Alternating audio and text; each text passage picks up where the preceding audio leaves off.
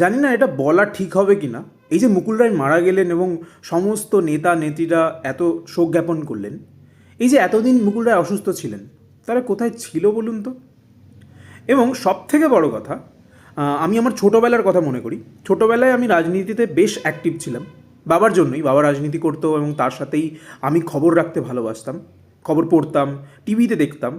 তখন মুকুল রায় ছিলেন second in command, মানে মমতার পরই যার নাম আসতো সেটা মুকুল রায়। মমতা যখন ক্ষমতায় আসেননি তখন থেকেই মুকুল রায় অ্যাক্টিভ। প্রথম কংগ্রেসে ছিলেন, তারপর যখন মমতা ক্ষমতায় এলো সেই সময় অল ইন্ডিয়ার তৃণমূলের মাথা সেটা কিন্তু মুকুল রায় ছিল। এবং এই যে সেকেন্ড ইন কমান্ড, অর্থাৎ এখন অমিত শাহ বিজেপিতে ঠিক যে যে কাজ করেন ঠিক সেই কাজগুলো কিন্তু মুকুল রায় করতেন। এই ক্ষমতাবান ব্যক্তি তার শেষ সময়ে কাউকে পাশে পাননি, মানে সত্যিই পাননি। আমরা তো অনেক দিন ধরেই দেখছি মুকুল রায় অসুস্থ, কেউ দেখতে যায় না তাকে। এখানে রাজনীতির একটা গুঁড়ো পাঠ পাওয়া যায়, সেটা হলো যে তুমি যদি সেকেন্ড থেকে সরে যাও তুমি 3 নম্বরে দাঁড়াবে না। আমাদের ক্লাসে কী হয় যে যদি কেউ সেকেন্ড না থাকে সে 3 নম্বরে যায়। সেকেন্ড থেকে সরে গেলে তুমি হয়তো 10-এর বাইরে চলে যাবে, তোমাকে কেউ মনে রাখবে না। মুকুল রায় যখন চলে গেল তৃণমূল থেকে, তারপর কিন্তু মুকুল রায়কে বাংলার রাজনীতিতে ওই পূর্ব চ্যাপ্টার হিসাবেই ধরে নেওয়া হয়েছে। তারপর তার রাজনীতিতে একটা ভালো জায়গা বা বড় জায়গা কেউ দেয়নি।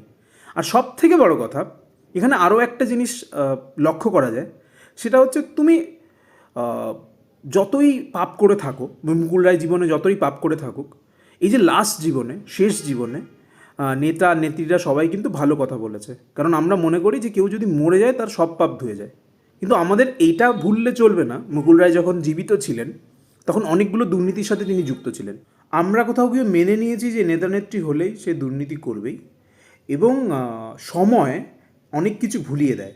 মুকুল রায় যখন এই দুর্নীতিগুলো করেছিলেন, দুর্নীতিগুলো তাজা ছিল, তখন অনেক মানুষের মনে তার বিরুদ্ধে হেট ছিল।